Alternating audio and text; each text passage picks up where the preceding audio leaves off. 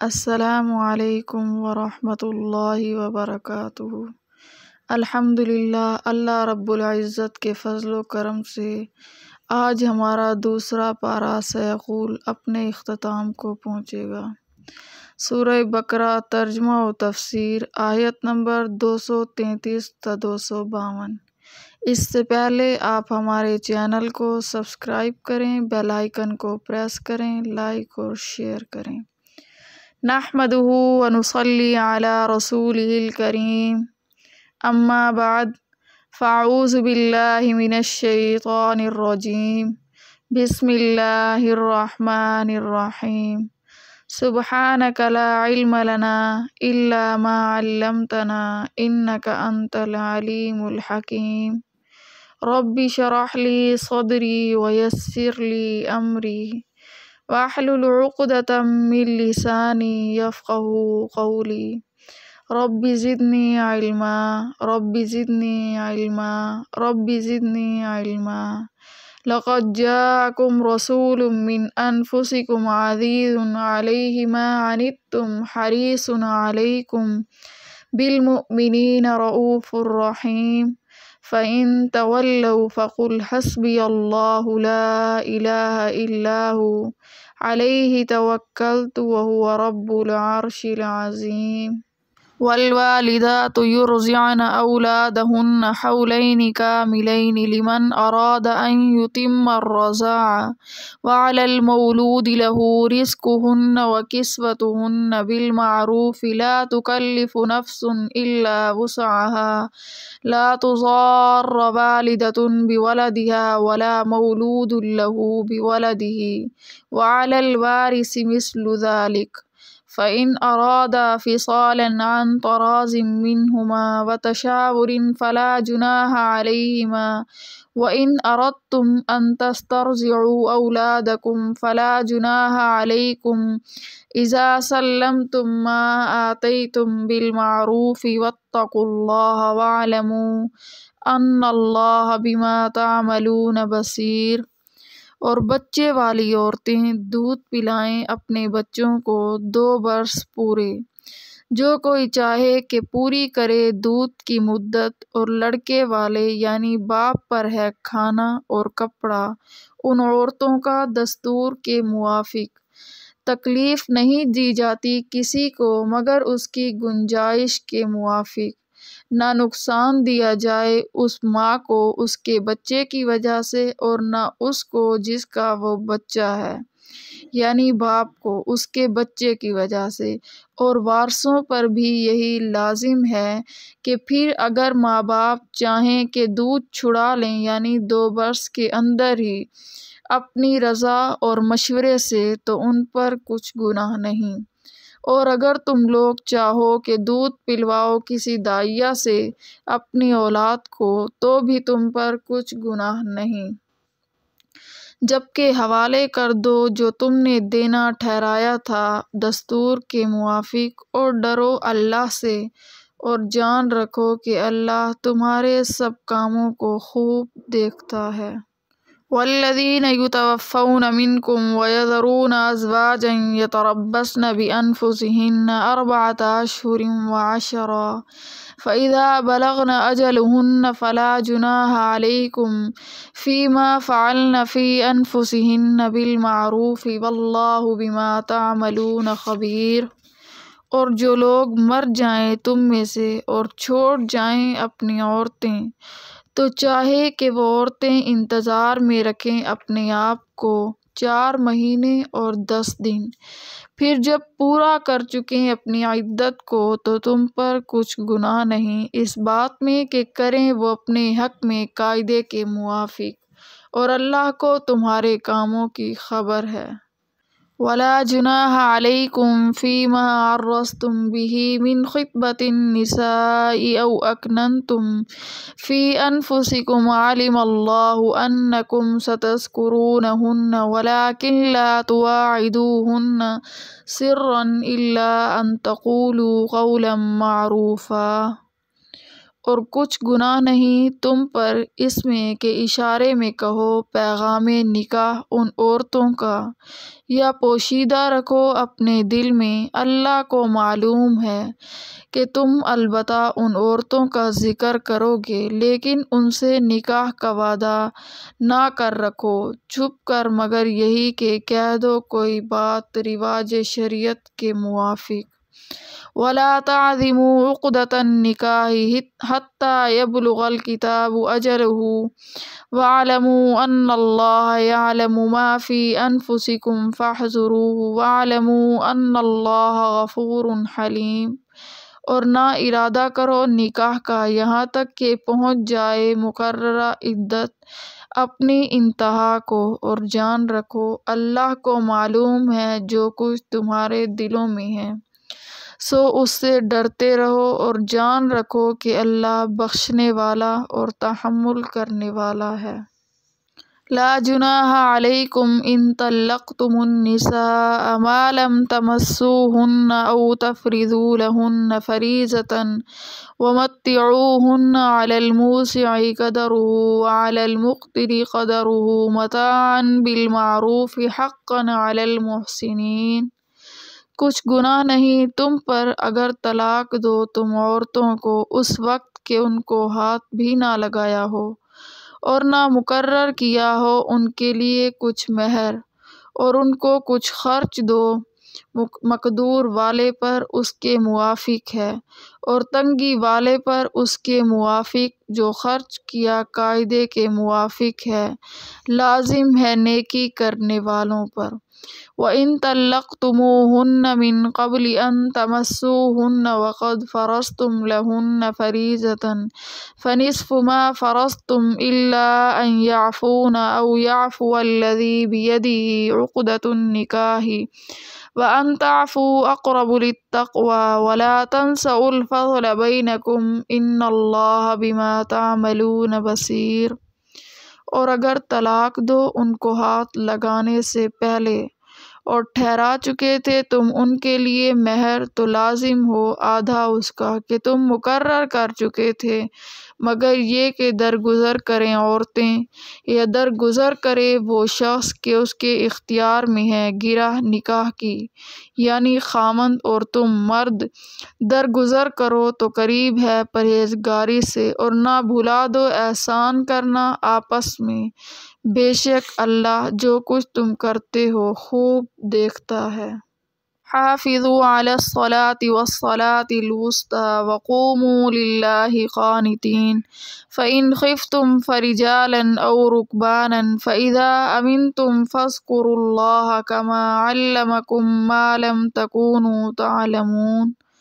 خبردار رہو سب نمازوں سے اور بیچ والی نماز سے، اور کھڑے رہو اللہ کے آگے ادب سے، پھر اگر تم کو ڈر ہو کسی کا تو پیادہ پڑھ لو یا سوار، پھر جس وقت تم امن پاؤ تو یاد کرو اللہ کو جس طرح کہ تم کو سکھایا ہے جس کو تم نہ جانتے تھے۔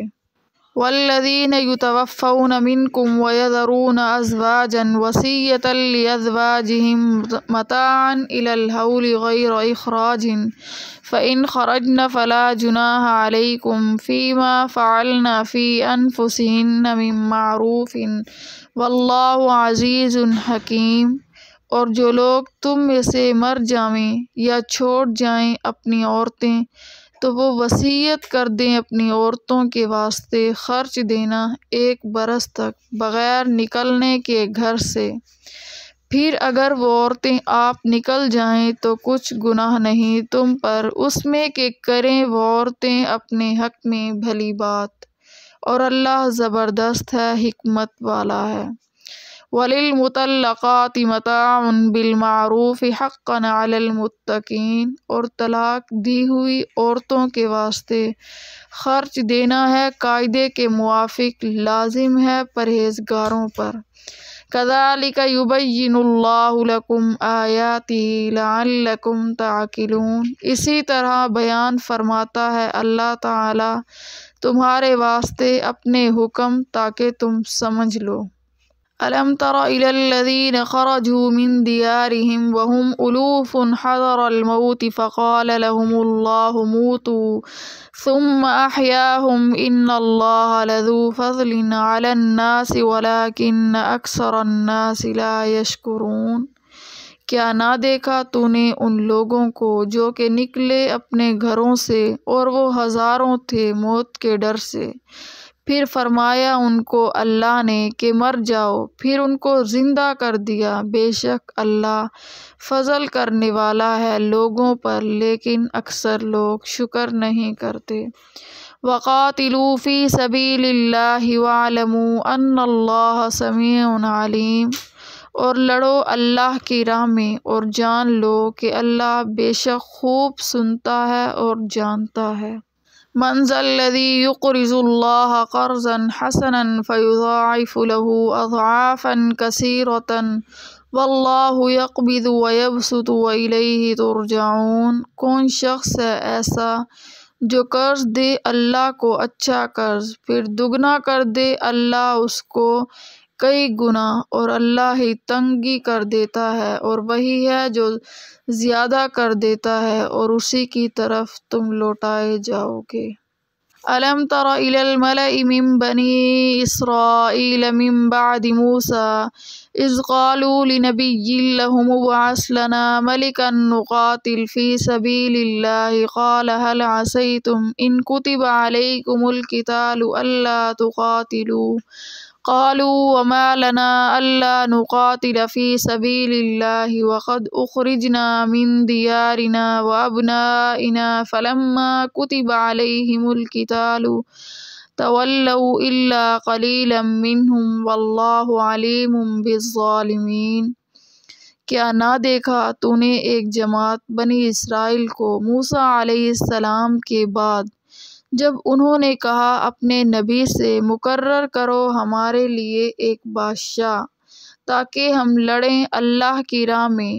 پیغمبر نے کہا کیا تم سے یہ بھی توقع ہے کہ اگر حکم ہو لڑائی کا تو تم اس وقت نہ لڑو؟ وہ بولے ہم کو کیا کہ ہم نہ لڑیں اللہ کی راہ میں، اور ہم تو نکال دیے گئے اپنے گھروں سے اور بیٹوں سے۔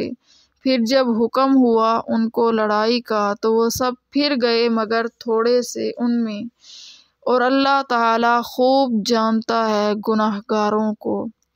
وقال لهم نبيهم إن الله قد بعث لكم طالوت ملكا قالوا أنى يكون له الملك علينا ونحن أحق بالملك منه ولم يؤت سعة من المال قال إن الله اصطفاه عليكم وزاده بسطة في العلم والجسم والله يؤتي ملكه من يشاء والله واسع عليم۔ اور فرمایا ان سے ان کے نبی نے بے شک اللہ نے مقرر فرما دیا تھا تمہارے لیے طالوت کو بادشاہ۔ کہنے لگے کیوں کر ہو سکتی ہے اس کو حکومت ہم پر، اور ہم زیادہ مستحق ہیں سلطنت کے اس سے، اور اس کو نہیں ملی کشائش مال میں۔ پیغمبر نے کہا بے شک اللہ نے پسند فرمایا اس کو تم پر اور زیادہ فراخی دی اس کو علم اور جسم میں، اور اللہ دیتا ہے ملک اپنا جس کو چاہے، اور اللہ ہے فضل کرنے والا سب کچھ جاننے والا۔ وقال لهم نبيهم إن آية ملكه أن يأتيكم التابوت فيه سكينة من ربكم وبقية مما ترك آل موسى وآل هارون تحمله الملائكة إن في ذلك لآية لكم إن كنتم مؤمنين۔ اور کہا بنی اسرائیل سے ان کے نبی نے کہ طالوت کی سلطنت کی نشانی یہ ہے کہ آئے تمہارے پاس ایک صندوق کہ جس میں تسلی خاطر ہے تمہارے رب کی طرف سے، اور کچھ بچی ہوئی چیزیں ہیں ان میں سے جو چھوڑ گئی تھی موسیٰ اور ہارون کی اولاد، اور اٹھا لائیں گے اس صندوق کو فرشتے، بے شک اس میں پوری نشانی ہے تمہارے واسطے اگر تم یقین رکھتے ہو۔ فلما فصل طالوت بالجنود قال إن الله مبتليكم بنهر فمن شرب منه فليس مني ومن لم يطعمه فإنه مني إلا من اغترف غرفة بيده فشربوا منه إلا قليلا منهم فلما جاوزه هو والذين آمنوا معه قالوا لا طاقة لنا اليوم بجالوت وجنوده قال الذين يظنون أنهم ملاقو الله كم من فئة قليلة غلبت فئة كثيرة بإذن الله واللہ مع الصابرین۔ پھر جب باہر نکالا طالوت فوجیں لے کر، کہا بے شک اللہ تمہاری آزمائش کرتا ہے ایک نہر سے، سو جس نے پانی پیا اس نہر کا تو وہ میرا نہیں، اور جس نے اس کو نہ چکھا تو وہ بے شک میرا ہے، مگر جو کوئی بھرے ایک چلو اپنے ہاتھ سے، پھر پی لیا سب نے اس کا پانی مگر تھوڑوں نے ان میں سے۔ پھر جب پار ہوا طالوت اور ایمان والے ساتھ اس کے، تو کہنے لگے طاقت نہیں ہم کو آج جالوت اور اس کے لشکروں سے لڑنے کی۔ کہنے لگے وہ لوگ جن کو خیال تھا کہ ان کو اللہ سے ملنا ہے، بارہ تھوڑی جماعت غالب ہوئی بڑی جماعت پر اللہ کے حکم سے، اور اللہ صبر کرنے والوں کے ساتھ ہے۔ وَلَمَّا بَرَزُوا لِجَالُوتَ وَجُنُودِهِ قَالُوا رَبَّنَا أَفْرِغْ عَلَيْنَا صَبْرًا وَثَبِّتْ أَقْدَامَنَا وَانصُرْنَا عَلَى الْقَوْمِ الْكَافِرِينَ۔ اور جب سامنے ہوئے جالوت کے اور اس کی فوجوں کے، تو بولے اے رب ہمارے ڈال دے ہمارے دلوں میں صبر اور جمائے رکھ ہمارے پاؤں، اور ہماری مدد کر اس کافر قوم پر۔ فَهَزَمُوهُمْ بِإِذْنِ اللَّهِ وَقَتَلَ دَاوُودُ جَالُوتَ وَآتَاهُ اللَّهُ الْمُلْكَ وَالْحِكْمَةَ وَعَلَّمَهُ مِمَّا يَشَاءُ وَلَوْلَا دَفْعُ اللَّهِ النَّاسَ بَعْضَهُم بِبَعْضٍ لَفَسَدَتِ الْأَرْضُ وَلَكِنَّ اللَّهَ ذُو فَضْلٍ عَلَى الْعَالَمِينَ۔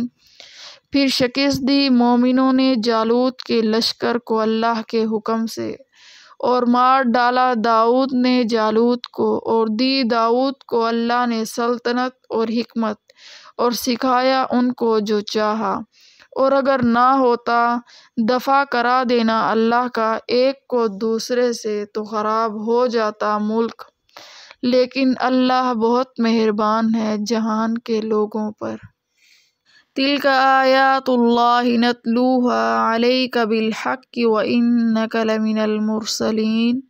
یہ آیتیں اللہ کی ہیں، ہم تجھ کو سناتے ہیں ٹھیک ٹھیک، اور تو بے شک ہمارے رسولوں میں ہے۔ وَالْوَالِدَاتُ يُرْضِعْنَ أَوْلَادَهُنَّ حَوْلَيْنِ كَامِلَيْنِ لِمَنْ أَرَادَ أَنْ يُتِمَّ الرَّضَاعَةَ وَعَلَى الْمَوْلُودِ لَهُ رِزْقُهُنَّ وَكِسْوَتُهُنَّ بِالْمَعْرُوفِ لَا تُكَلِّفُ نَفْسٌ إِلَّا وُسْعَهَا لَا تُضَارَّ وَالِدَةٌ بِوَلَدِهَا وَلَا مَوْلُودٌ لَهُ بِوَلَدِهِ وَعَلَى الْوَارِثِ مِثْلُ ذَلِكَ فَإِنْ أَرَادَا فِصَالًا عَنْ تَرَاضٍ مِّنْهُمَا وَتَشَاوُرٍ فَلَا جُنَاحَ عَلَيْهِمَا وَإِنْ أَرَدتُّمْ أَنْ تَسْتَرْضِعُوا أَوْلَادَكُمْ فَلَا جُنَاحَ عَلَيْكُمْ إِذَا سَلَّمْتُمْ مَا آتَيْتُمْ بِالْمَعْرُوفِ وَاتَّقُوا اللَّهَ وَاعْلَمُوا أَنَّ اللَّهَ بِمَا تَعْمَلُونَ بَصِيرٌ۔ اور بچے والی عورتیں دودھ پلا دیں اپنے بچوں کو 2 برس پورے، جو کوئی چاہے کہ پوری کرے دودھ کی مدت، اور لڑکے والے یعنی باپ پر ہے کھانا اور کپڑا ان عورتوں کا دستور کے موافق۔ تکلیف نہیں دی جاتی کسی کو مگر اس کی گنجائش کے موافق، نہ نقصان دیا جائے ماں کو اس کے بچے کی وجہ سے، اور نہ اس کو جس کا وہ بچہ ہے یعنی باپ کو اس کے بچے کی وجہ سے، اور وارثوں پر بھی یہی لازم ہے۔ پھر اگر ماں باپ چاہیں کہ دودھ چھڑا لیں یعنی 2 برس کے اندر ہی اپنی رضا اور مشورے سے، تو ان پر کچھ گناہ نہیں، اور اگر تم لوگ چاہو کہ دودھ پلواؤ کسی دائیا سے اپنی اولاد کو تو بھی تم پر کچھ گناہ نہیں، جبکہ حوالے کر دو جو تم نے دینا ٹھہرایا تھا دستور کے موافق، اور ڈرو اللہ سے اور جان رکھو کہ اللہ تمہارے سب کاموں کو خوب دیکھتا ہے۔ اب ہم چلتے ہیں اس کی تفسیر کی طرف۔ اس آیت میں رضاعت یعنی بچوں کو دودھ پلانے کے متعلق احکام ہیں۔ اس سے پہلی اور بعد کی آیات میں طلاق کے احکام مذکور ہیں۔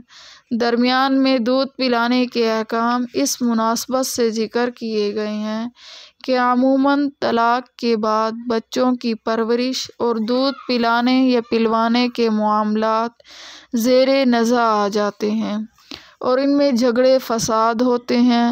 اس لیے اس آیت میں ایسے معتدل احکام بیان فرما دیے گئے جو عورت و مرد دونوں کے لیے سہل اور مناسب ہیں، خواہ دودھ پلانے یا چھڑانے کے معاملات قیام نکاح کی حالت میں پیش آئیں یا طلاق دینے کے بعد۔ بہر دو صورت اس کا ایک ایسا نظام بتا دیا گیا جس سے جھگڑے، فساد یا کسی فریق پر ظلم و تعدی کا راستہ نہ رہے۔ مثلاً آیت کے پہلے جملے میں ارشاد فرمایا والوالدات یرضعن اولادہن حولین کاملین لمن اراد ان یتم الرضاعہ، یعنی مائیں اپنے بچوں کو دودھ پلایا کریں 2 سال کامل مکمل، جبکہ کوئی عذر قوی اس سے پہلے دودھ چھڑانے کے لیے مجبور نہ کرے۔ اس آیت سے رضاعت کے چند مسائل معلوم ہوئے۔ دودھ پلانا ماں کے ذمہ واجب ہے۔ اول یہ کہ دودھ پلانا دیانتاً ماں کے ذمہ واجب ہے۔ بلا عذر کسی ضد یا ناراضی کے سبب دودھ نہ پلائے تو گنہگار ہوگی، اور دودھ پلانے پر وہ شوہر سے کوئی اجرت و معاوضہ نہیں لے سکتی جب تک کہ وہ اس کے اپنے نکاح میں ہے، کیونکہ وہ اس کا اپنا فرض ہے۔ پوری مدت رضاعت۔ دوسرا مسئلہ یہ معلوم ہوا کہ پوری مدت رضاعت 2 سال ہے۔ جب تک کوئی خاص عذر مانع نہ ہو بچے کا حق ہے کہ یہ مدت پوری کی جائے۔ اس سے یہ بھی معلوم ہوا کہ دودھ پلانے کے لیے پوری مدت 2 سال دی گئی ہے، اس کے بعد دودھ نہ پلایا جائے۔ البتہ بعض آیات قرآن اور احادیث کی بنا پر امام اعظم ابو حنیفہ رحمۃ اللہ کے نزدیک اگر 30 مہینے یعنی 2.5 سال کے عرصے میں بھی دودھ پلا دیا تو احکام رضاعت کے ثابت ہو جائیں گے، اور اگر بچے کی کمزوری وغیرہ کے عذر سے ایسا کیا گیا تو گناہ بھی نہ ہوگا۔ 2.5 سال پورے ہونے کے بعد بچے کو ماں کا دودھ پلانا با اتفاق حرام ہے۔ اس آیت کے دوسرے جملے میں ارشاد ہے وَعَلَى الْمَوْلُودِ لَهُ رِزْقُهُنَّ وَكِسْوَتُهُنَّ بِالْمَعْرُوفِ لَا تُكَلَّفُ نَفْسٌ إِلَّا وُسْعَهَا، یعنی باپ کے ذمے ہے ماؤں کا کھانا اور کپڑا قاعدے کے موافق۔ کسی شخص کو ایسا حکم نہیں دیا جاتا جس کو وہ برداشت نہ کر سکے۔ اس میں پہلی بات قابل غور یہ ہے کہ ماؤں کے لیے تو قرآن نے لفظ والوالدات استعمال کیا، مگر باپ کے لیے مختصر لفظ والدن چھوڑ کر المولود لہو اختیار فرمایا۔ حالانکہ قرآن میں دوسری جگہ لفظ والد بھی مذکور ہے لا یجزی والد عن ولدہ، مگر یہاں والد کی جگہ مولودن کے اختیار کرنے میں ایک خاص راز ہے، وہ یہ کہ پورے قرآن کریم کا ایک خاص اسلوب اور طرز بیان ہے کہ وہ کسی قانون کو دنیا کی حکومتوں کی طرح بیان نہیں کرتا، بلکہ مربیانہ اور مشفقانہ طرز سے بیان کرتا ہے، اور ایسے انداز سے بیان کرتا ہے جس کو قبول کرنا اور اس پر عمل کرنا انسان کے لیے آسان ہو جائے۔ یہاں بھی چونکہ بچے کا نفقہ باپ کے ذمہ ڈالا گیا ہے، حالانکہ وہ ماں اور باپ کی متاع مشترکہ ہے، تو ممکن تھا کہ باپ کو یہ حکم کچھ بھاری معلوم ہو، اس لیے بجائے والدن کے مولودن کا لفظ اختیار کیا۔ وہ شخص جس کا بچہ ہے، اس میں اس طرف اشارہ کر دیا کہ اگر بچے کی تولید میں ماں اور باپ دونوں کی شرکت ضروری ہے، مگر بچہ باپ ہی کا کہلاتا ہے، نسب باپ ہی سے چلتا ہے، اور جب بچہ اس کا ہو تو ذمہ داری خرچ کی اس کو بھاری نہ معلوم ہونی چاہیے۔ بچے کو دودھ پلانا ماں کے ذمے اور ماں کا نان نفقہ و ضروریات باپ کے ذمے۔ تیسرا مسئلہ شرعیہ، اس آیت سے یہ معلوم ہوا کہ اگرچہ دودھ پلانا ماں کے ذمے ہے، لیکن ماں کا نان نفقہ اور ضروریات زندگی باپ کے ذمے ہے، اور یہ ذمہ داری جس وقت تک بچے کی ماں اس کے نکاح میں یا عدت میں ہے اس وقت تک ہے، اور طلاق اور عدت پوری ہونے کے بعد نفقہ زوجیت تو ختم ہو جائے گا، مگر بچے کو دودھ پلانے کا معاوضہ دینا باپ کے ذمے پھر بھی لازم رہے گا۔ زوجہ کا نفقہ شوہر کی حیثیت کے مناسب ہونا چاہیے یا زوجہ کی۔ چوتھا مسئلہ، اس پر تو اتفاق ہے کہ میاں بیوی دونوں امیر مالدار ہوں تو نفقہ امیرانہ واجب ہوگا، اور دونوں غریب ہوں تو نفقہ غریبانہ واجب ہوگا۔ البتہ جب دونوں کے حالات مالی مختلف ہوں تو اس میں فقہا کا اختلاف ہے۔ صاحب ہدایہ کے اس قول پر فتویٰ دیا ہے کہ اگر عورت غریب اور مرد مالدار ہو تو اس کا نفقہ درمیانہ حیثیت کا دیا جائے گا، کہ غریبوں سے زائد مالداروں سے کم شوہر کے حال کا ہوگا۔ آیت مذکورہ میں احکام کے بعد ارشاد فرمایا، لا تضار والدۃ بولدها ولا مولود له بولدہ، یعنی نہ تو کسی ماں کو اس کے بچے کی وجہ سے تکلیف میں ڈالنا جائز ہے اور نہ کسی باپ کو اس کے بچے کی وجہ سے۔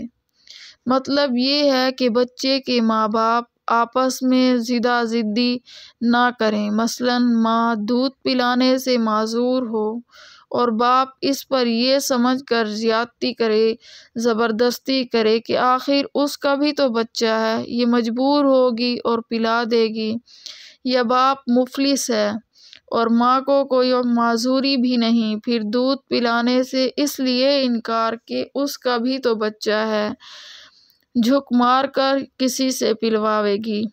لا تضار والدۃ بولدہا سے پانچواں مسئلہ یہ معلوم ہوا کہ ماں اگر بچے کو دودھ پلانے سے کسی ضرورت کے سبب انکار کرے تو باپ کو اسے مجبور کرنا جائز نہیں، اور اگر بچہ کسی دوسری صورت یا کسی دوسری عورت یا جانور کا دودھ نہیں لیتا تو ماں کو مجبور کیا جائے گا۔ یہ مسئلہ ولا مولود لہ بولدہ سے معلوم ہوا۔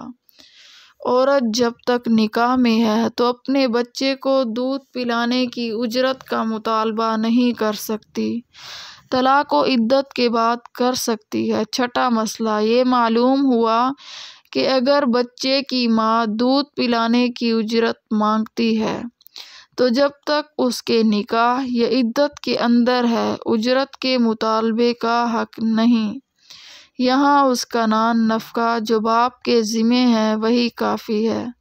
مزید اجرت کا مطلب باپ کو ضرر پہنچانا ہے، اور اگر طلاق کی عدت گزر چکی ہے اور نفقہ کی ذمہ داری ختم ہو چکی ہے، اب اگر یہ متعلقہ بیوی اپنے بچے کو دودھ پلانے کا معاوضہ باپ سے طلب کرتی ہے تو باپ کو دینا پڑے گا، کیونکہ اس کے خلاف کرنے میں ماں کا نقصان ہے۔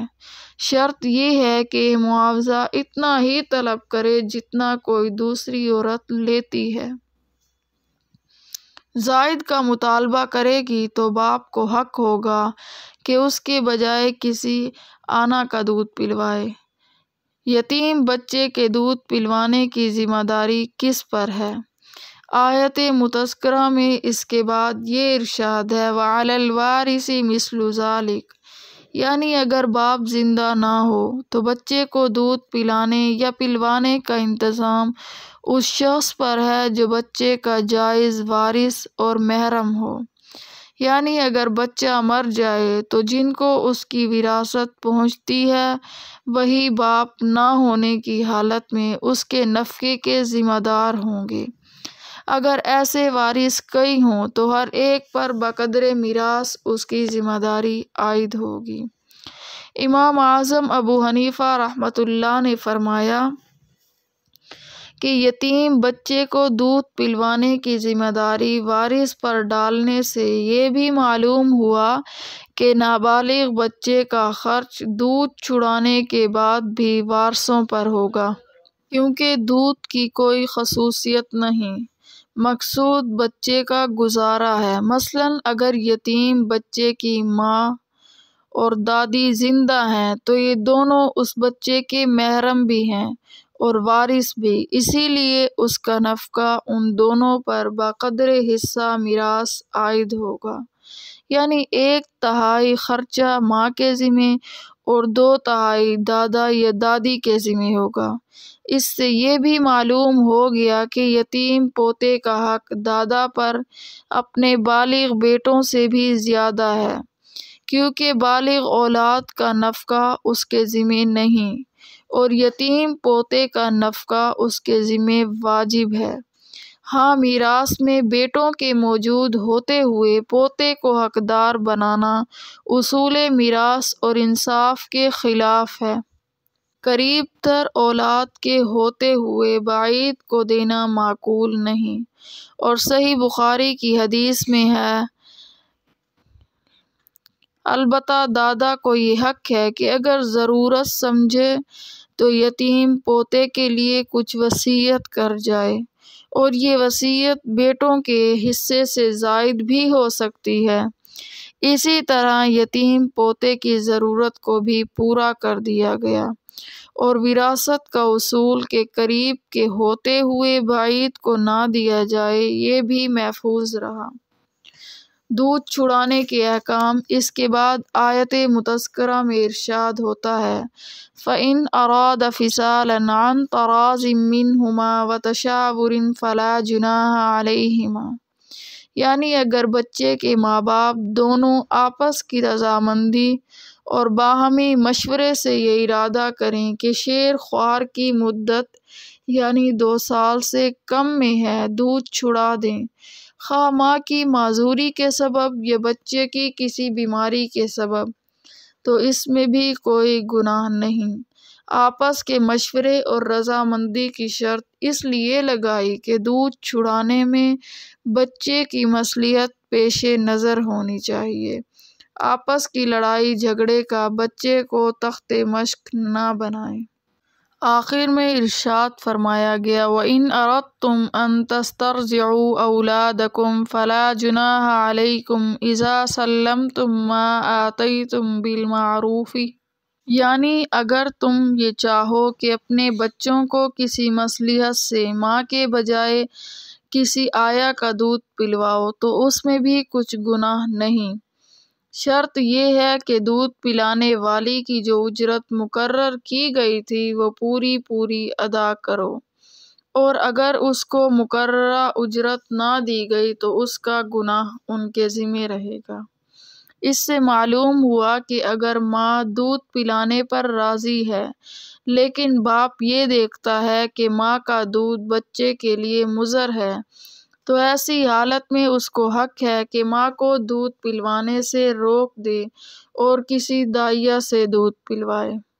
اس سے ایک بات یہ بھی معلوم ہوئی کہ جس عورت کو دودھ پلانے پر رکھا جائے اس سے معاملہ تنخواہ یا اجرت کا پوری صفائی کے ساتھ طے کر لیا جائے، بعد میں جھگڑا نہ پڑے اور پھر وقت مقررہ پر یہ طے شدہ اجرت اس کو سپرد بھی کر دے۔ اس میں ٹال مٹول نہ کرے۔ یہ سب احکام رضاعت بیان کرنے کے بعد پھر قرآن نے اپنے مخصوص انداز اور اسلوب کے ساتھ قانون پر عمل کو آسان کرنے اور ظاہر و غائب ہر حال میں اس کا پابند رکھنے کے لیے اللہ تعالیٰ کے خوف اور اس کے علم محیط کا تصور سامنے کر دیا۔ ارشاد ہوتا ہے واتقوا اللہ واعلموا ان اللہ بما تعملون بصیر۔ اللہ تعالیٰ سے ڈرتے رہو اور یہ سمجھ لو کہ اللہ تعالیٰ تمہارے کھلے اور چھپے اور ظاہر و غائب کو پوری طرح دیکھ رہے ہیں، اور وہ تمہارے دلوں کے مخفی ارادوں اور نیتوں سے باخبر ہیں۔ اگر کسی فریق نے دودھ پلانے یا چھڑانے کے مذکورہ احکام کی خلاف ورزی کی یا بچے کی مصلحت کو نظر انداز کر کے اس بارے میں کوئی فیصلہ کیا تو وہ مستحق سزا ہوگا۔ والذین یتوفون منکم ویذرون ازواجا یتربصن بانفسہن اربعۃ اشہر وعشرا فاذا بلغن اجلہن فلا جناح علیکم فیما فعلن فی انفسہن بالمعروف واللہ بما تعملون خبیر۔ اور جو لوگ مر جائیں تم میں سے اور چھوڑ جائیں اپنی عورتیں تو چاہیے کہ وہ عورتیں انتظار میں رکھیں اپنے آپ کو 4 مہینے اور 10 دن، پھر جب پورا کر چکیں اپنی عدت کو تم پر کچھ گناہ نہیں اس بات میں کہ کریں وہ اپنے حق میں قاعدے کے موافق، اور اللہ کو تمہارے کاموں کی خبر ہے۔ ولا جناح علیکم فیما عرضتم به من خطبۃ النساء او اکننتم فی انفسکم علم اللہ انکم ستذکرونہن ولکن لا تواعدوہن سرا الا ان تقولوا قولا معروفا ولا تعزموا عقدۃ النکاح حتی یبلغ الکتاب اجلہ واعلموا ان اللہ یعلم ما فی انفسکم فاحذروہ واعلموا ان اللہ غفور حلیم۔ اور کچھ گناہ نہیں تم پر اس میں کہ اشارے میں کہو پیغام نکاح ان عورتوں کا، یا پوشیدہ رکھو اپنے دل میں، اللہ کو معلوم ہے کہ تم البتہ ان عورتوں کا ذکر کرو گے لیکن ان سے نکاح کا وعدہ نہ رکھو چھپ کر مگر یہی کہ کہہ دو کوئی بات رواج شریعت کے موافق، اور نہ ارادہ کرو نکاح کا یہاں تک کہ پہنچ جائے عدت مقررہ اپنی انتہا کو، اور جان رکھو کہ اللہ کو معلوم ہے جو کچھ تمہارے دلوں میں ہے، سو اس سے ڈرتے رہو اور جان رکھو کہ اللہ بخشنے والا اور تحمل کرنے والا ہے۔ عدت کے بعض احکام: جس کا خاوند مر جائے اس کو عدت کے اندر خوشبو لگانا، سنگھار کرنا، سرما اور تیل بلا ضرورت، دوا لگانا، مہندی لگانا، رنگین کپڑے پہننا درست نہیں، اور صریح گفتگوئے نکاح ثانی بھی درست نہیں، جیسا اگلی آیت میں آتا ہے، اور رات کو دوسرے گھر میں رہنا بھی درست نہیں۔ ترجمے میں نکاح کے ساتھ جو وغیرہ کہا گیا ہے اس سے یہی امور مراد ہیں، اور یہی حکم ہے اس عورت کا جس پر طلاق بائن واقع ہوئی ہو، یعنی جس میں رجعت درست نہیں، مگر اس کو اپنے گھر سے دن کو بھی بغیر سخت مجبوری کے نکلنا درست نہیں۔ اگر چاند رات کو خاوند کی وفات ہوئی تب تو یہ مہینے خواہ 30 کے ہوں خواہ 29 کے ہوں چاند کے حساب سے پورے کیے جائیں گے، اور اگر چاند رات کے بعد وفات ہوئی ہے تو یہ سب مہینے 30 دن کے حساب سے پورے کیے جائیں گے، پس کل 130 دن پورے کریں گے۔ اس مسئلے سے بہت غافل لوگ ہیں، اور جس وقت وفات ہوئی ہو جب یہ مدت گزر کر وہی وقت آئے گا عدت ختم ہو جائے گی۔ اور یہ جو فرمایا کہ اگر عورتیں قاعدے کے موافق کچھ کریں تو تم کو بھی گناہ نہ ہوگا، اس سے معلوم ہوا کہ اگر کوئی شخص کوئی کام خلاف شرع کرے تو اوروں پر بھی واجب ہوتا ہے بشرط قدرت اس کو روکے، ورنہ یہ لوگ بھی گناہ گار ہوتے ہیں۔ اور قاعدے کے موافق سے مراد یہ ہے کہ جو نکاح تجویز ہو وہ شرعاً صحیح اور جائز ہو، تمام شرائط حلت کی وہاں جمع ہوں۔ لا جناح علیکم ان طلقتم النساء ما لم تمسوهن او تفرضوا لهن فریضة ومتعوهن على الموسع قدره وعلى المقتر قدره متاعا بالمعروف حقا على المحسنین۔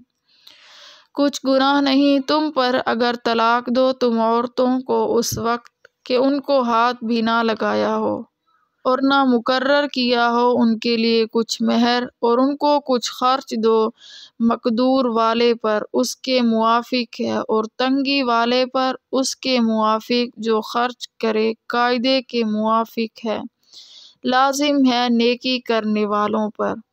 وَإِن طَلَّقْتُمُوهُنَّ مِن قَبْلُ أَن تَمَسُّوهُنَّ وَقَدْ فَرَضْتُمْ لَهُنَّ فَرِيضَةً فَنِصْفُ مَا فَرَضْتُمْ إِلَّا أَن يَعْفُونَ أَوْ يَعْفُوَ الَّذِي بِيَدِهِ عُقْدَةُ النِّكَاحِ وَأَن تَعْفُوا أَقْرَبُ لِلتَّقْوَىٰ وَلَا تَنسَوُا الْفَضْلَ بَيْنَكُمْ إِنَّ اللَّهَ بِمَا تَعْمَلُونَ بَصِيرٌ۔ اور اگر طلاق دو ان کو ہاتھ لگانے سے پہلے اور ٹھہرا چکے تھے تم ان کے لیے مہر، تو لازم ہوا آدھا اس کا کہ تم مقرر کر چکے تھے، مگر یہ کہ درگزر کریں عورتیں، یہ درگزر کرے وہ شخص کہ اس کے اختیار میں ہے گرہ نکاح کی، یعنی خاوند اور تم مرد درگزر کرو تو قریب ہے پرہیزگاری سے، اور نہ بھلا دو احسان کرنا آپس میں، بے شک اللہ جو کچھ تم کرتے ہو خوب دیکھتا ہے۔ طلاق قبل الدخول کے معنی یہ ہیں کہ زوجین میں یکجوئی اور خلوت صحیحہ سے پہلے ہی طلاق کی نوبت آ جائے۔ اس کی دو صورتیں ہیں، یا تو اس نکاح کے وقت مہر مقرر کی مقدار متعین نہیں کی گئی، یا مقدار مہر متعین کر دی گئی ہے۔ لا جناح علیکم سے الی قول ان اللہ بما تعملون بصیر۔ طلاق کی مہر اور صحبت کے لحاظ سے 4 صورتیں ہو سکتی ہیں، ان میں سے 2 کا حکم ان آیات میں بیان کیا گیا ہے۔ ایک یہ کہ نہ مہر مقرر ہو نہ صحبت و خلوت، دوسری یہ کہ مہر تو مقرر ہو لیکن صحبت و خلوت کی نوبت نہ آئی، تیسری صورت یہ ہے کہ مہر بھی مقرر ہو اور صحبت کی بھی نوبت آوے، اس میں جو مہر مقرر کیا ہے پورا دینا ہوگا۔ یہ حکم قرآن مجید میں دوسرے مقام پر بیان کیا گیا ہے۔ چوتھی صورت یہ ہے کہ مہر معین نہ کیا اور صحبت یا خلوت کے مطابق طلاق دی، اس میں مہر مثل پورا دینا ہوگا، یعنی جو اس عورت کی قوم میں رواج ہے اس کا بھی بیان ہے۔ ایک دوسری آیت میں آیا ہے، مذکورہ آیت میں پہلی 2 قسموں کا حکم بیان کیا گیا ہے۔ اس میں سے پہلی صورت کا حکم یہ ہے کہ مہر کچھ واجب نہیں، مگر زوج پر واجب ہے کہ اپنے پاس سے عورت کو کچھ دے دے، کم از کم یہی کہ ایک جوڑا کپڑے کا دے دے۔ دراصل قرآن کریم نے اس عطیے کی کوئی مقدار متعین نہیں کی، البتہ یہ بتلا دیا کہ مالدار کو اپنی حیثیت کے مطابق دینا چاہیے، جس میں اس کی ترغیب ہے کہ صاحب وسعت اس میں تنگی سے کام نہ لے۔ حضرت حسن رضی اللہ تعالی عنہ نے ایسے ہی ایک واقعے میں مطلقہ عورت کو 20,000 کا عطیہ دیا، اور قاضی شریح نے 500 درہم کا، اور حضرت ابن عباس رضی اللہ تعالی عنہ نے فرمایا کہ ادنیٰ درجہ یہ ہے کہ ایک جوڑا کپڑے کا دے دے۔ اور دوسری صورت کا حکم یہ ہے کہ جس عورت کا مہر نکاح کے وقت مقرر ہوا ہو اور اس کو قبل صحبت و خلوت صحیحہ کے طلاق دے دی ہو تو مقرر کیے ہوئے مہر کا نصف مرد کے ذمہ واجب ہوگا۔ البتہ اگر عورت معاف کر دے یا مرد پورا دے دے تو اختیاری بات ہے، جیسا کہ آیت الا ان یعفونا او یعفو الذی بیدہ عقدۃ النکاح سے معلوم ہوتا ہے۔ مرد کے پورا مہر دینے کو بھی معاف کرنے کے لفظ سے شاید اس لیے تعبیر کیا کہ عام عادت عرب کی یہ تھی کہ مہر کی رقم شادی کے ساتھ ہی دے دی جاتی تھی، تو طلاق قبل از خلوت کی صورت میں وہ نصف واپس لینے کا حقدار ہو گیا۔ اب اگر وہ رعایت کر کے اپنا نصف واپس نہ لے تو یہ بھی معاف کرنا ہے، اور معاف کرنے کو افضل اور اقرب للتقویٰ قرار دیا، کیونکہ یہ معنی علامت اس کی ہے کہ تعلق نکاح کا قطع کرنا بھی احسن اور حسن سلوک کے ساتھ ہو، جو مقصد شریعت اور موجب ثواب عظیم ہے، خواہ معافی عورت کی طرف سے ہو یا مرد کی طرف سے۔ الذی بیدہ عقدۃ النکاح کی تفسیر خود رسول اللہ صلی اللہ علیہ وسلم نے یہ فرمائی، یعنی عقد نکاح کا مالک شوہر ہے، اور حضرت علی رضی اللہ تعالی عنہ اور حضرت ابن عباس رضی اللہ تعالی عنہ سے بھی اس سے یہ بھی ثابت ہو گیا کہ نکاح مکمل ہو جانے کے بعد نکاح کو قائم رکھنے یا ختم کرنے کا مالک شوہر ہے۔ طلاق وہی دے سکتا ہے، عورت کا طلاق میں کوئی اختیار نہیں۔ حافظوا علی الصلاۃ والصلاۃ الوسطی وقوموا للہ قانتین، خبردار رہو سب نمازوں سے اور بیچ والی نماز سے، اور کھڑے رہو اللہ کے آگے ادب سے۔ فَإِنْ خِفْتُمْ فَرِجَالًا أَوْ رُكْبَانًا فَإِذَا أَمِنْتُمْ فَاذْكُرُوا اللَّهَ كَمَا عَلَّمَكُمْ مَا لَمْ تَكُونُوا تَعْلَمُونَ۔ پھر اگر تم کو ڈر ہو کسی کا تو پیادہ پڑھ لو یا سواری پر، پھر جس وقت تم امن پاؤ تو یاد کرو اللہ کو، جس طرح تم کو سکھایا ہے جس کو تم نہ جانتے تھے۔ اس سے آگے پیچھے طلاق وغیرہ کے احکام ہیں، درمیان میں نماز کے احکام بیان فرمانا اشارہ اس طرف ہے کہ مقصود اصلی توجہ الی الحق ہے، اور معاشرت اور معاملات کے احکام سے علاوہ اور مصلحتوں کی اس توجہ کی حفاظت اور ترقی بھی مقصود ہے۔ چنانچہ جب ان کو خدائی احکام سمجھ کر عمل کیا جائے گا تو توجہ لازم ہوگی۔ پھر یہ کہ ان احکام میں ادائے حقوق عباد بھی ہے، اور حقوق عباد کی اتلاف سے درگاہ الہی سے دوری ہوتی ہے، جس کے لوازم میں سے حق و عبد دونوں کی طرف سے بے توجیہ ہے۔ چونکہ نماز میں یہ توجہ زیادہ ظاہری ہے، اس لیے اس کے درمیان میں لانے سے اس توجہ کے مقصود ہونے پر زیادہ دلالت ہوگی، تاکہ بندہ اس توجہ کو ہر وقت پیش نظر رکھے۔ کثرت سے علماء کا قول بعض احادیث کی دلیل سے یہ ہے کہ بیچ والی نماز سے مراد نماز عصر ہے، کیونکہ اس کے ایک طرف دو نمازیں دن کی ہیں، فجر اور ظہر، اور ایک طرف دو نمازیں رات کی ہیں، مغرب اور عشاء۔ اس کی تاکید خصوصیت کے ساتھ اس لیے کی گئی ہے کہ اکثر لوگوں کو یہ وقت کام کی مصروفیت کا ہوتا ہے۔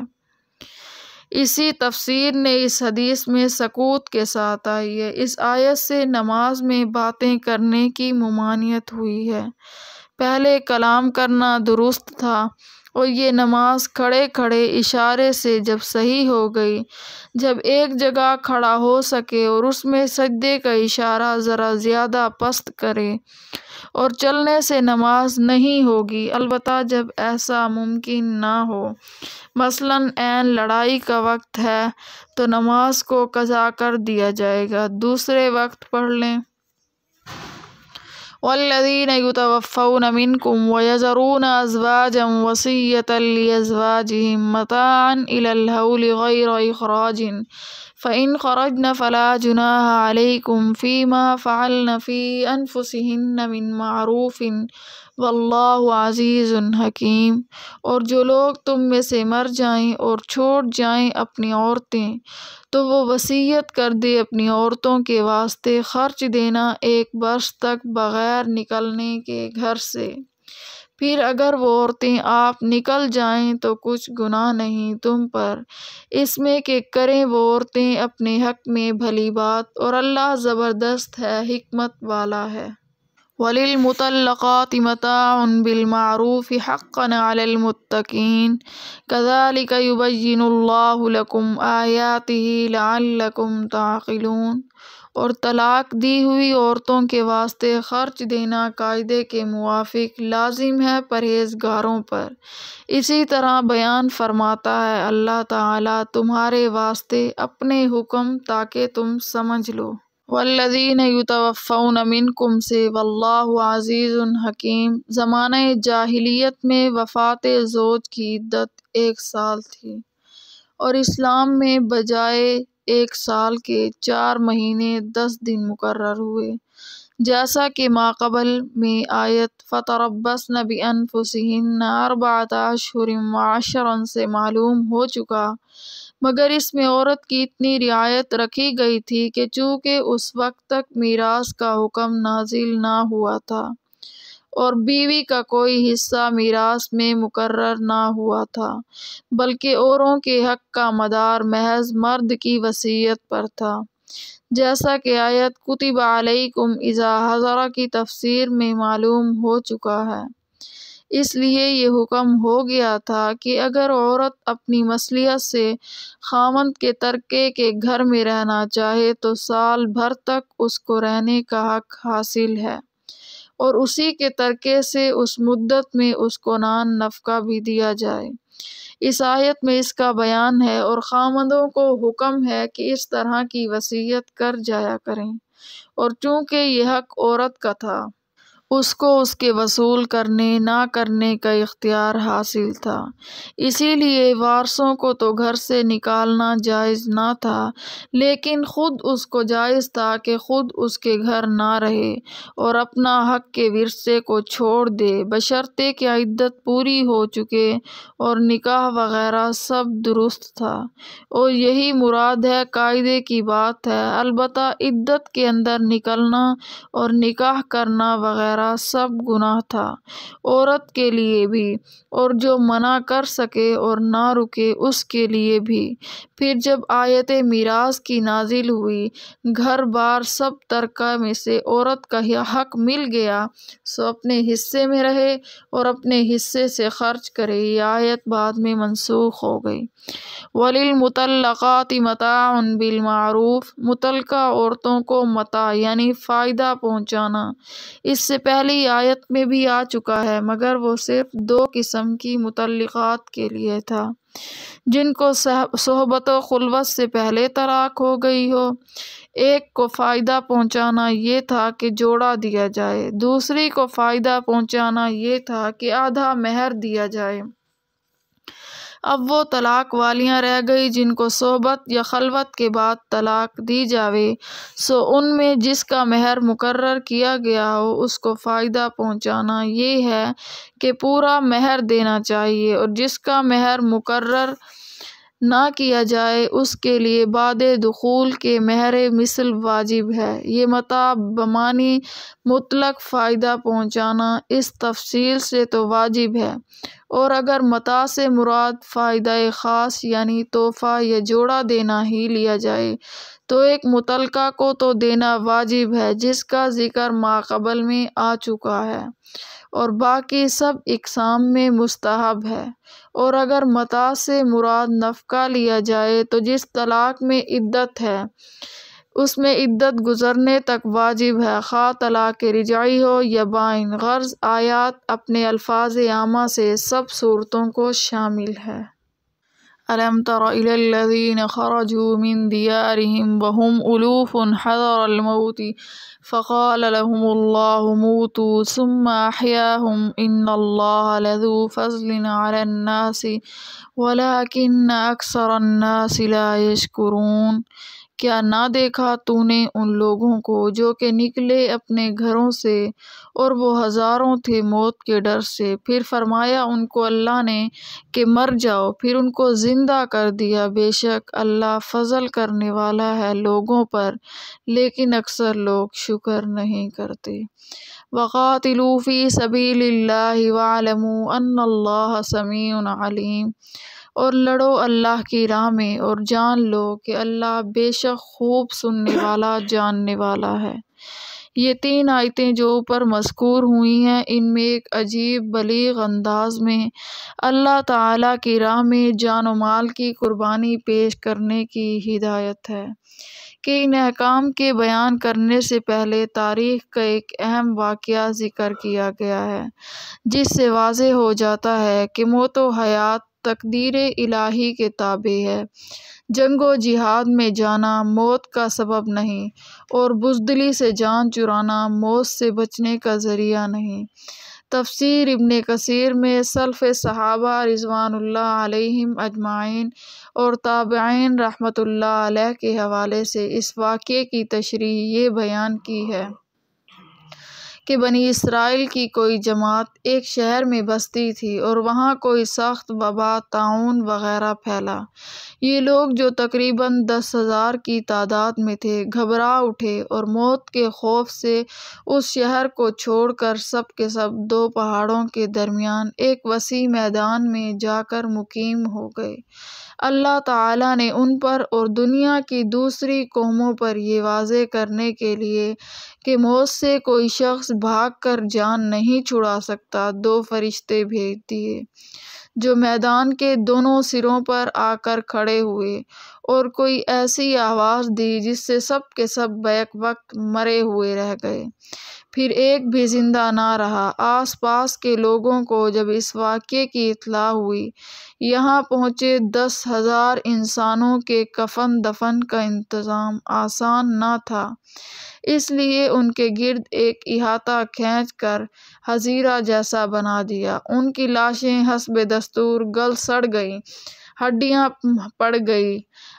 پڑی کی پڑی رہ گئی۔ ایک زمانہ دراز کے بعد بنی اسرائیل کے ایک پیغمبر جن کا نام حزقیل علیہ السلام بتلایا گیا ہے، اس مقام پر گزرے۔ اس حظیرہ میں جگہ جگہ انسانی ہڈیوں کے ڈھانچے بکھرے ہوئے دیکھ کر حیرت میں رہ گئے۔ بذریعہ وحی ان کو ان لوگوں کا پورا واقعہ بتلا دیا گیا۔ حضرت حزقیل علیہ السلام نے دعا کی کہ یا اللہ ان لوگوں کو پھر زندہ فرما دیجیے۔ اللہ تعالیٰ نے ان کی دعا قبول فرمائی اور انہیں حکم دیا گیا کہ آپ ان شکستہ ہڈیوں کو اسی طرح خطاب فرمائیں، یعنی اے پرانی ہڈیوں، اللہ تمہیں حکم دیتا ہے کہ ہر جوڑ کی ہڈی اپنی جگہ جمع ہو جائے۔ پیغمبر کی زبان سے خدا تعالیٰ کا حکم ان ہڈیوں نے سنا اور حکم کی تعمیل کی جن کو دنیائے بے عقل و بے شعور سمجھتی ہے، مگر دنیا کے ہر ذرے ذرے کی طرح وہ بھی تابع فرمان اور اپنے وجود کے مناسب عقل و ادراک رکھتی ہیں اور اللہ تعالیٰ کے مطیع ہیں۔ قرآن کریم نے یہ آیت اعطیٰ کل شیء خلقہ ثم ھدیٰ میں اس کی طرف اشارہ فرمایا ہے، یعنی اللہ تعالیٰ نے ہر چیز کو پیدا فرمایا پھر اس کے مناسب حال ہدایت فرمائی۔ بہرحال ایک آواز پر ہر انسان کی ہڈیاں اپنی اپنی جگہ لگ گئی، پھر حکم ہوا کہ اب ان کو یہ آواز دو، یعنی اے ہڈیوں، اللہ تعالیٰ تمہیں حکم دیتا ہے کہ اپنا گوشت پہن لو اور پٹھے اور کھال درست کر لو۔ یہ کہنا تھا کہ ہڈیوں کا ہر ڈھانچہ ان کے دیکھتے دیکھتے ایک مکمل لاش بن گئی۔ پھر حکم ہوا کہ اے ارواح، تمہیں اللہ تعالیٰ حکم دیتا ہے کہ اپنے اپنے بدنوں میں لوٹ آئیں۔ جن کی تعمیر و حیات ان سے وابستہ تھی۔ یہ آواز دیتے ہی ان کے سامنے ساری لاشیں زندہ ہو کر کھڑے ہو گئے اور حیرت سے چاروں طرف دیکھنے لگے۔ سب کی زبانوں پر تھا سبحانک لا الہ الا انت۔ یہ واقعہ حائلہ دنیا کے فلاسفروں اور عقلاء کے لیے دعوت فکر اور منکرین قیامت پر حجت قاطعہ ہونے کے ساتھ اس ہدایت پر بھی مشتمل ہے کہ موت کے خوف سے بھاگنا، خواہ جہاد سے ہو یا کسی وبا و طاعون سے، اللہ تعالیٰ اور اس کی تقدیر پر ایمان رکھنے والے کے لیے ممکن نہیں، جس کا یہ ایمان ہے کہ موت کا ایک وقت مقرر ہے، نہ اس سے 1 سیکنڈ پہلے آ سکتی ہے نہ 1 سیکنڈ مؤخر ہو سکتی ہے۔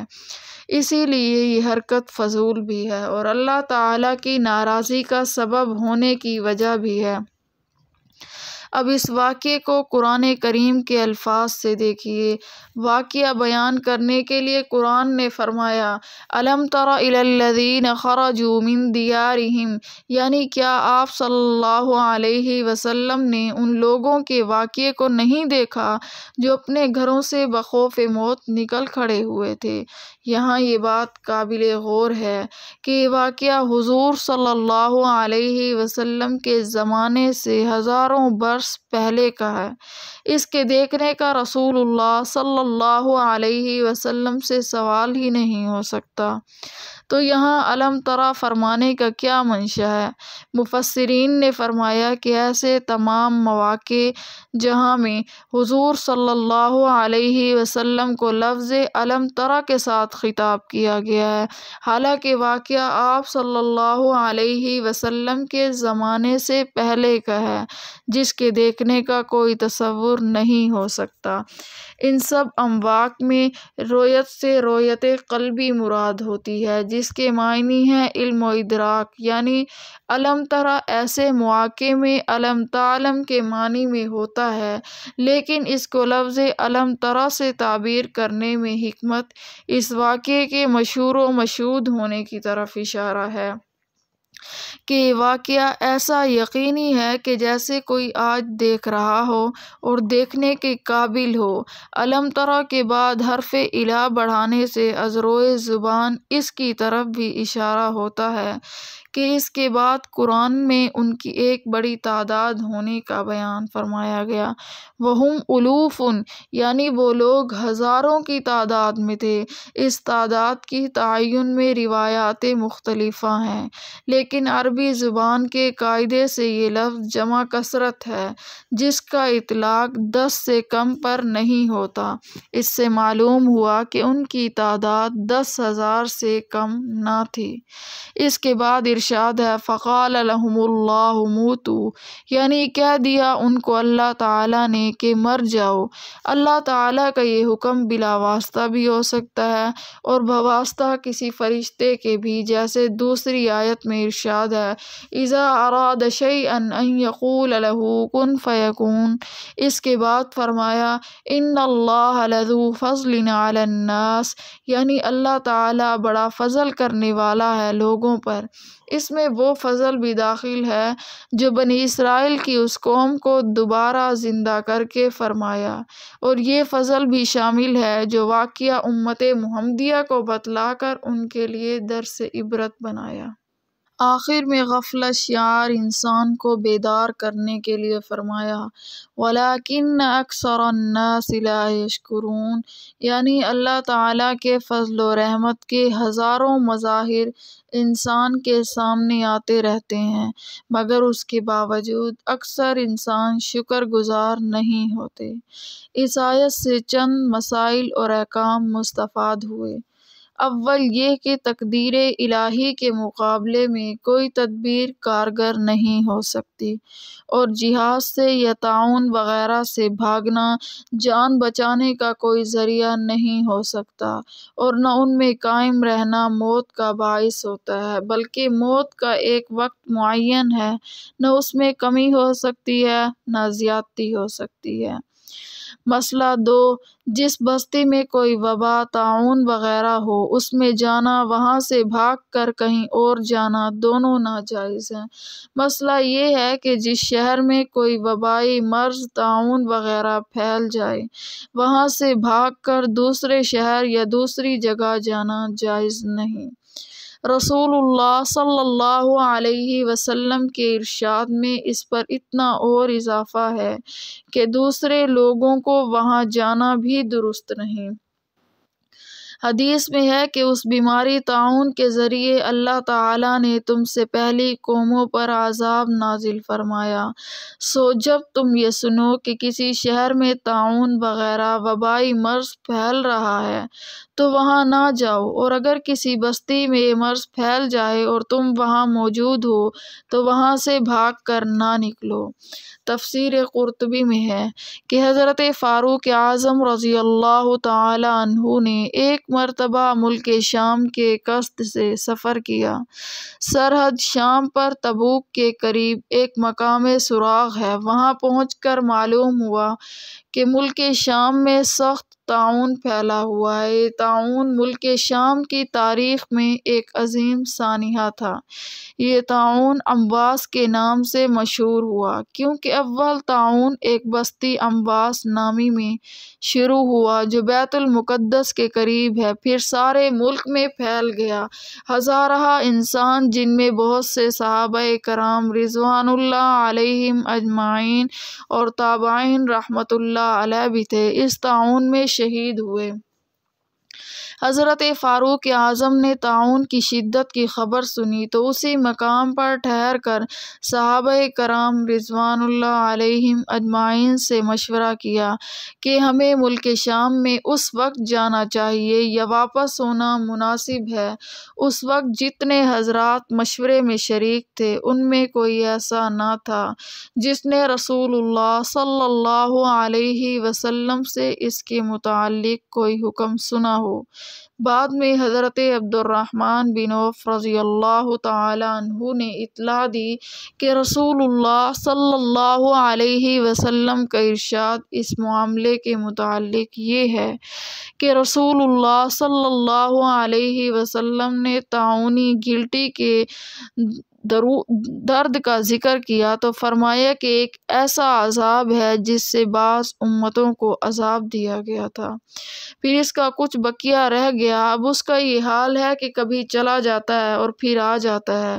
تو جو شخص یہ سنے کہ فلاں خطۂ زمین میں یہ عذاب آیا ہو تو اس کو چاہیے کہ اس خطۂ زمین میں نہ جائے، اور جو شخص اس خطے میں سے پہلے موجود ہے تو طاعون سے بھاگنے کے لیے وہاں سے نہ نکلے۔ حضرت فاروق اعظم رضی اللہ تعالی عنہ نے جب یہ حدیث سنی تو رفقا کو واپسی کا حکم دے دیا۔ حضرت ابو عبیدہ رضی اللہ تعالی عنہ ملک شام کے عامل و امیر گورنر بھی اس مجلس میں موجود تھے۔ جب حضرت فاروق اعظم کا یہ حکم سن کر فرمانے لگے، کیا آپ اللہ تعالیٰ کی تقدیر سے بھاگنا چاہتے ہیں؟ تو فاروق اعظم رضی اللہ تعالی عنہ نے جواب میں فرمایا، ابو عبیدہ، کاش یہ بات کوئی اور کہتا، یعنی تمہاری زبان سے ایسی بات قابل توجہ ہے۔ اور پھر فرمایا، بے شک ہم اللہ کی تقدیر سے اللہ ہی کی تقدیر کی طرف بھاگتے ہیں۔ مطلب یہ تھا کہ ہم جو کچھ کر رہے ہیں وہ اللہ ہی کے حکم کے مطابق کر رہے ہیں جس کو رسول اللہ صلی اللہ علیہ وسلم نے بیان فرمایا ہے۔ رسول اللہ صلی اللہ علیہ وسلم کے ارشاد مذکورہ سے معلوم ہوا کہ جس شہر یا بستی میں طاعون وغیرہ وبائی امراض پھیلے ہوئے ہوں، باہر والوں کو وہاں جانا ممنوع ہے اور وہاں کے رہنے والوں کو اس جگہ سے بخوف موت بھاگنا ممنوع ہے۔ اور اس کے ساتھ اسلام کا بنیادی عقیدہ یہ ہے کہ نہ کسی جگہ جانا موت کا سبب ہے، نہ کہیں سے بھاگنا نجات کا سبب ہے۔ اس اہم عقیدے کے ہوتے ہوئے حکم مذکور بڑی دور رس حکمتوں پر مبنی ہے۔ باہر والوں کو وہاں جانے سے روکنے کی ایک حکمت تو یہ ہے کہ ممکن ہے وہاں پہنچ کر کسی کی عمر ختم ہو چکی ہو اور اس مرض میں مبتلا ہو کر انتقال ہو گیا تو مرنے والے کو کبھی یہ گمان ہوگا کہ اگر میں یہاں نہ آتا تو زندہ رہتا، اور دوسروں کو بھی یہی خیال ہوگا کہ یہاں آنے سے اس کی موت واقع ہوئی۔ حالانکہ جو کچھ ہوا وہ پہلے سے لکھا ہوا تھا، اس کی عمر اتنی ہی تھی، کہیں بھی رہتا اس وقت اس کی موت لازمی تھی۔ اس حکم میں مسلمانوں کے عقیدے کو تذبذب سے بچایا گیا کہ وہ غلط فہمی کا شکار نہ ہوں۔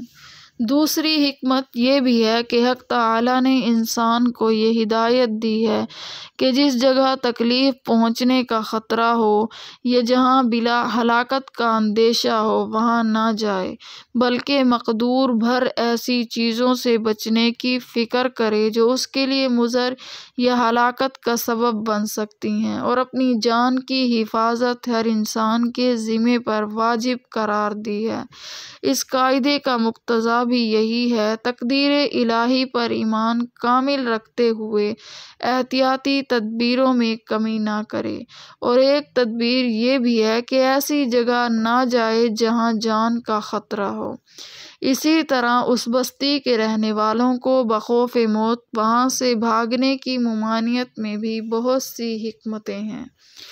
ایک حکمت تو اجتماعی اور عوامی ہے کہ اگر یہ بھاگنے کا سلسلہ چلا تو امیر اور پیسے والے اور قدرت و طاقت والے آدمی تو بھاگ جائیں گے، مگر بستی میں ایسے ضعفاء مرد و عورت کا بھی عادتاً ہونا لازمی ہے جو کہیں جانے پر قدرت نہیں رکھتے، ان کا حشر کیا ہوگا؟ اول تو وہ تنہا رہ کر حیت سے مرنے لگیں گے، پھر ان میں جو بیمار ہیں ان کی خبرگیری کون کرے گا؟ مر جائیں گے تو دفن و کفن کا انتظام کیسے ہوگا؟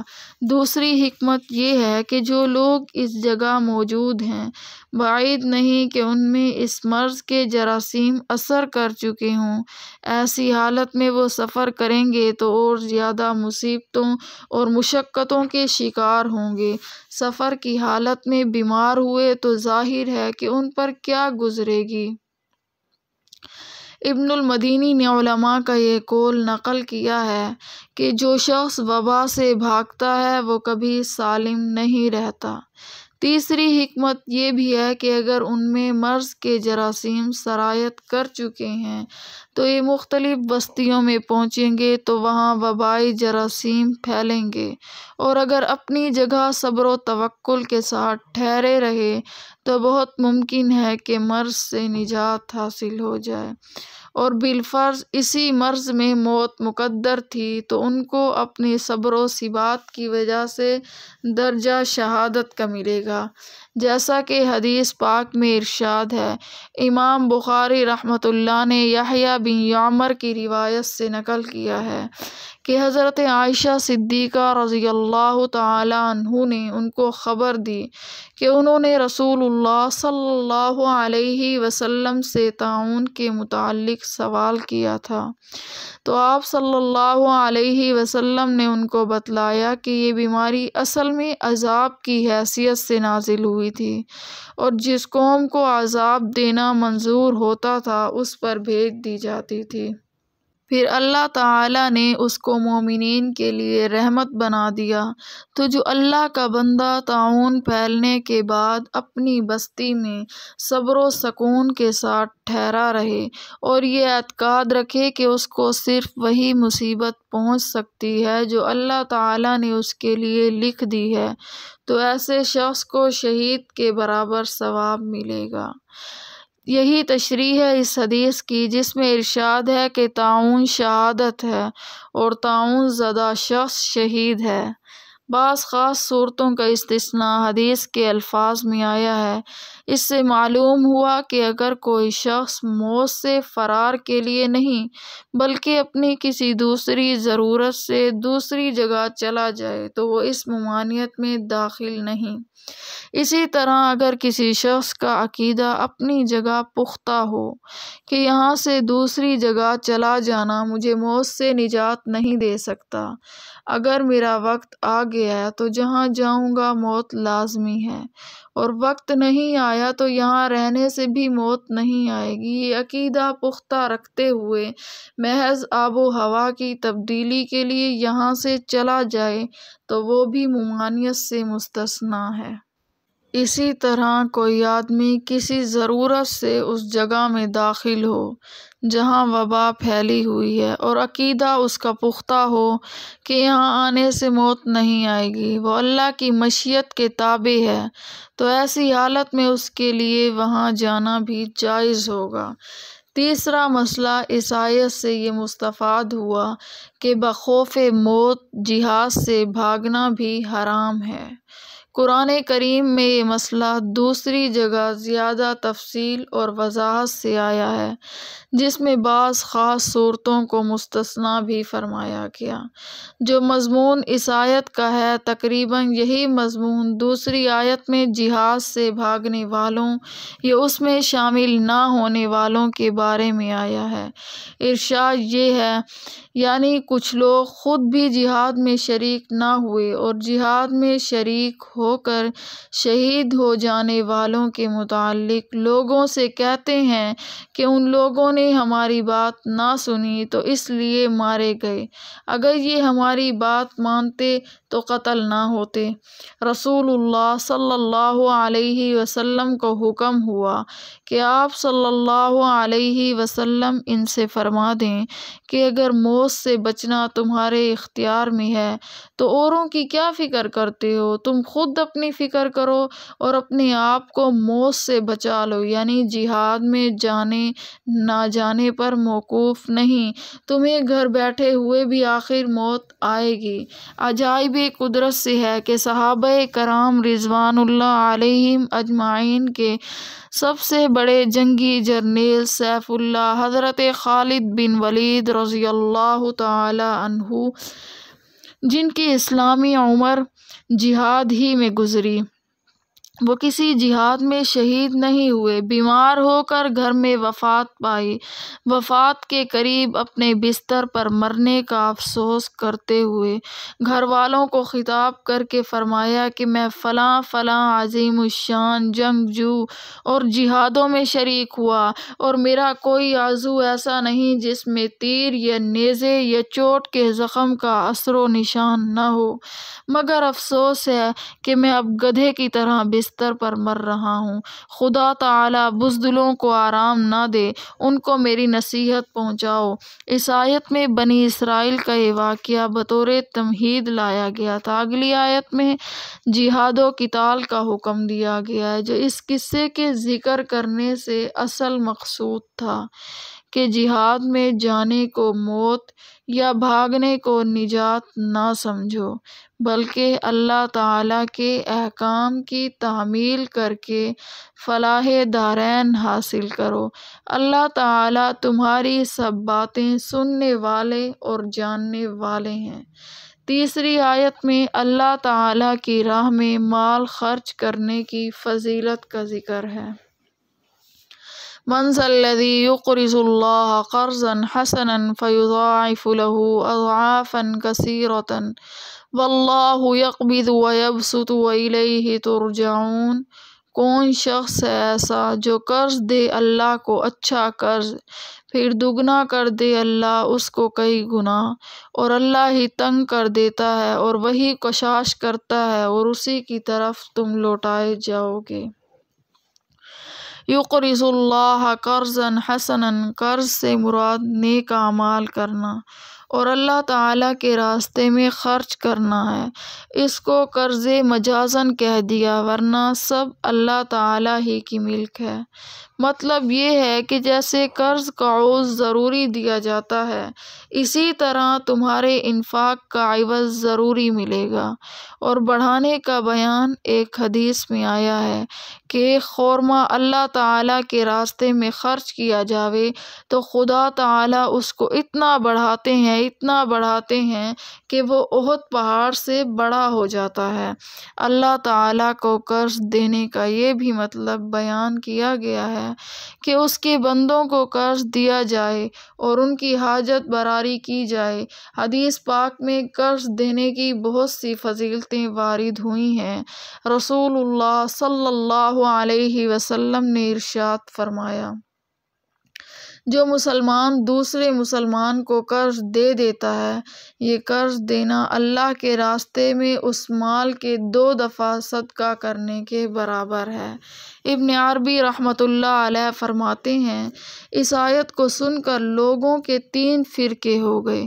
پہلا فرقہ ان بد نصیب لوگوں کا ہے جنہوں نے یہ آیت سن کر کہا کہ محمد الرسول اللہ صلی اللہ علیہ وسلم کا رب ہماری طرف محتاج ہے اور ہم غنی ہیں۔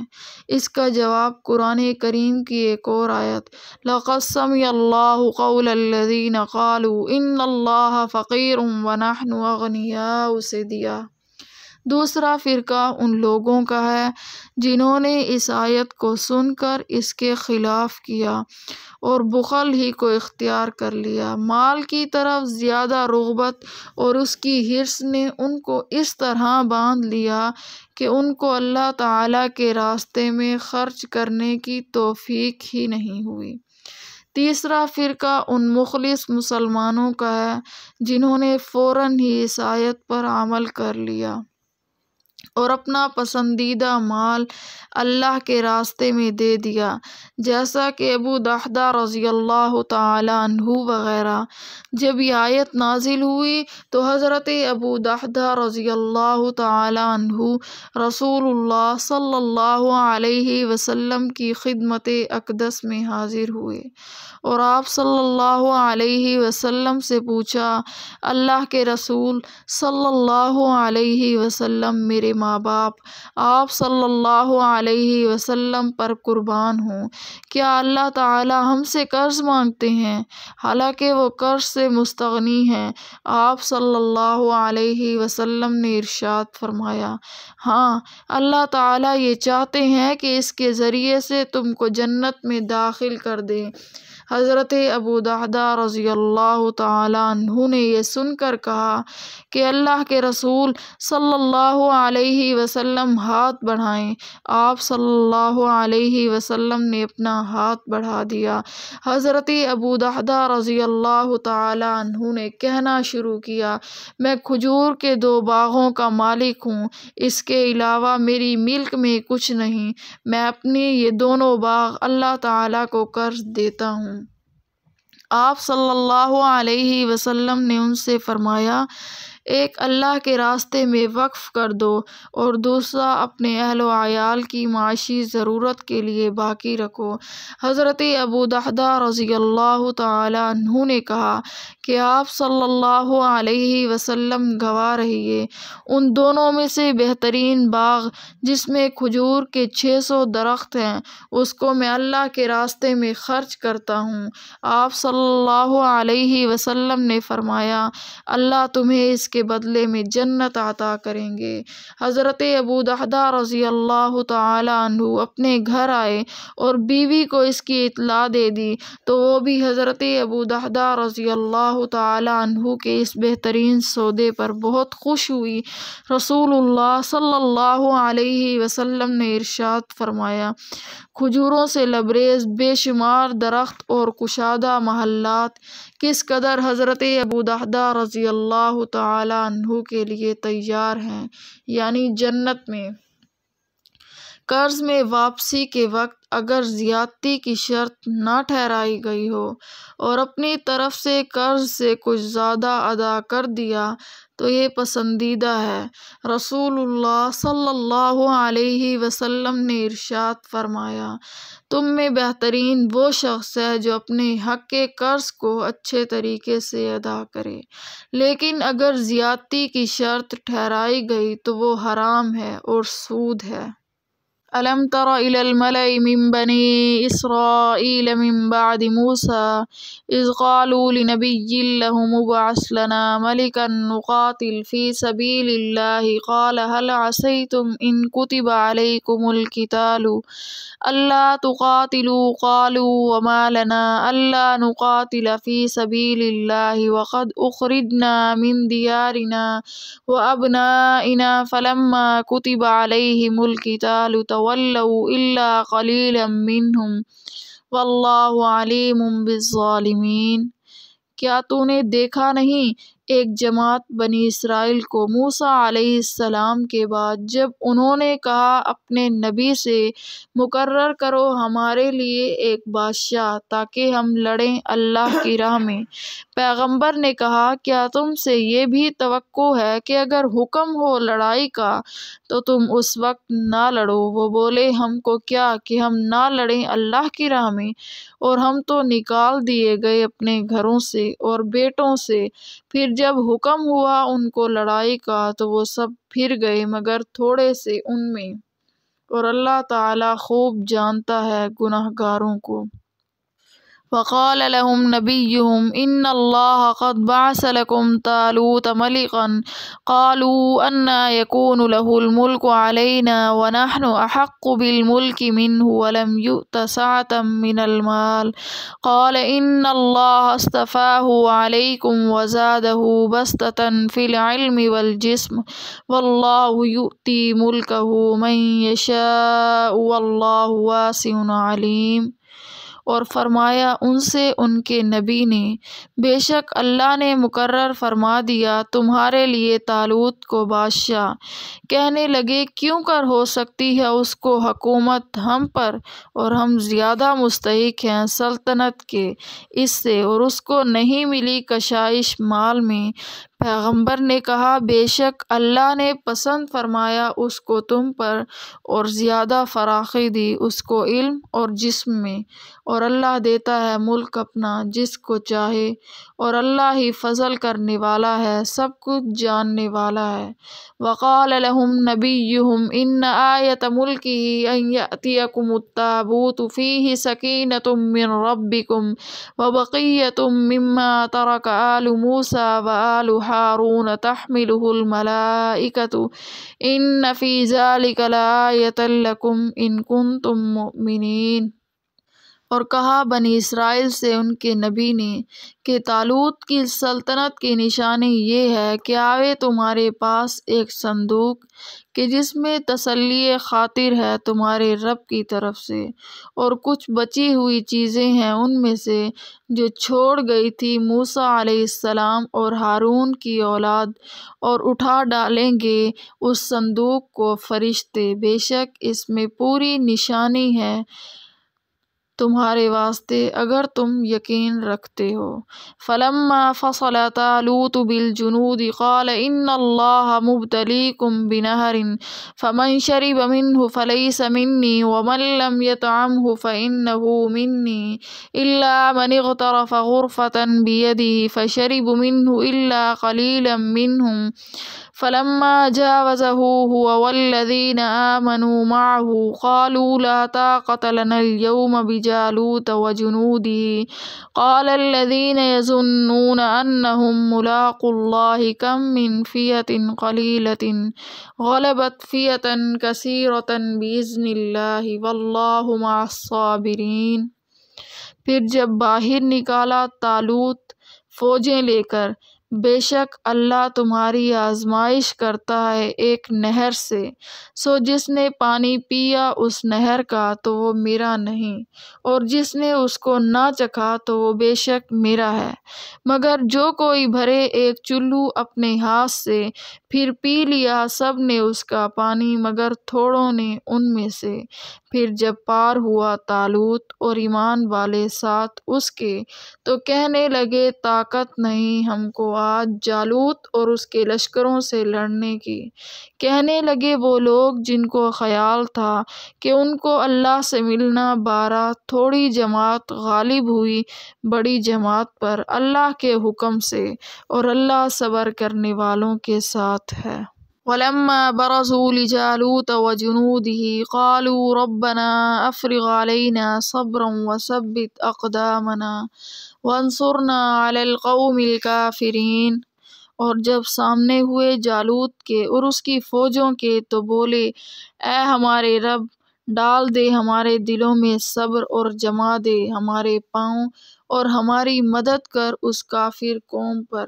فَهَزَمُوهُمْ بِإِذْنِ اللَّهِ وَقَتَلَ دَاوُودُ جَالُوتَ وَآتَاهُ اللَّهُ الْمُلْكَ وَالْحِكْمَةَ وَعَلَّمَهُ مِمَّا يَشَاءُ وَلَوْلَا دَفْعُ اللَّهِ النَّاسَ بَعْضَهُم بِبَعْضٍ لَفَسَدَتِ الْأَرْضُ وَلَٰكِنَّ اللَّهَ ذُو فَضْلٍ عَلَى الْعَالَمِينَ۔ پھر شکست دی مومنوں نے جالوت کے لشکر کو اللہ کے حکم سے، اور مار ڈالا داؤد نے جالوت کو، اور دی داؤد کو اللہ نے سلطنت اور حکمت، اور سکھایا ان کو جو چاہا، اور اگر نہ ہوتا دفع کر دینا اللہ کا ایک کو دوسرے سے تو خراب ہو جاتا ملک، لیکن اللہ بہت مہربان ہے جہان کے لوگوں پر۔ مقصود اس مقام میں زیادہ ترغیب قتال کی ہے۔ اوپر کا قصہ اس کی تمہید ہے۔ انفاق فی سبیل اللہ کا مضمون اسی کی تائید ہے۔ آگے طالوت و جالوت کا قصہ اس کی تاکید ہے۔